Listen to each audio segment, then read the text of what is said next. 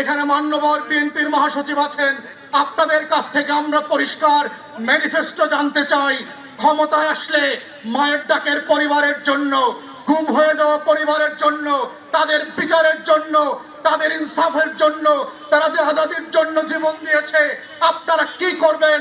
শুধু বক্তব্য দেবেন, শুধুমাত্র ভোট চাইবেন, না আপনারা বিচারের রূপরেখা দেবেন? কিভাবে এই ভেন্টিলেশন করতে দেবেন? এই ন্যাশনাল ট্রমাকে আপনারা কিভাবে অ্যাড্রেস করবেন? দুনিয়ার বিভিন্ন দেশে যেখানে গণহত্যা হয়েছে, লড়াই হয়েছে, তাদের অভিজ্ঞতাগুলোকে কাজে লাগিয়ে এক্সপার্টদের সাথে বসেন এবং এখনই অবিলম্বে আমরা দাবি করছি মায়ের ডাকের পরিবারের পক্ষ থেকে বিচারের রোডম্যাপ ঘোষণা করেন, যেন ক্ষমতায় আসার পরের দিন থেকে আপনারা কাজ শুরু করতে পারেন। আমাদেরকে যেন আবার আগামী ফেব্রুয়ারিতে, মার্চে, এপ্রিলে মায়ের ডাকের ব্যানারে রাস্তায় এসে বিচার চাইতে না হয়, আমাদের এই লাশের খোঁজ খবর করতে না চাইতে হয়। কারা কারা দায়ী, তাদের পুনর্বাসনের রাজনীতি যেন আমরা আর দেখতে না হয়।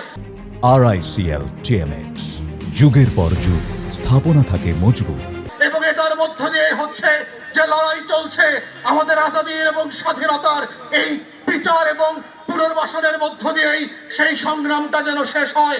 এটাই যেন শেষ হয় ফেব্রুয়ারি পর্যন্ত। মায়ের ডাকের শেষ মিছিল, শেষ সমাবেশ, আমরা বাস্তব বিচার দেখতে চাই।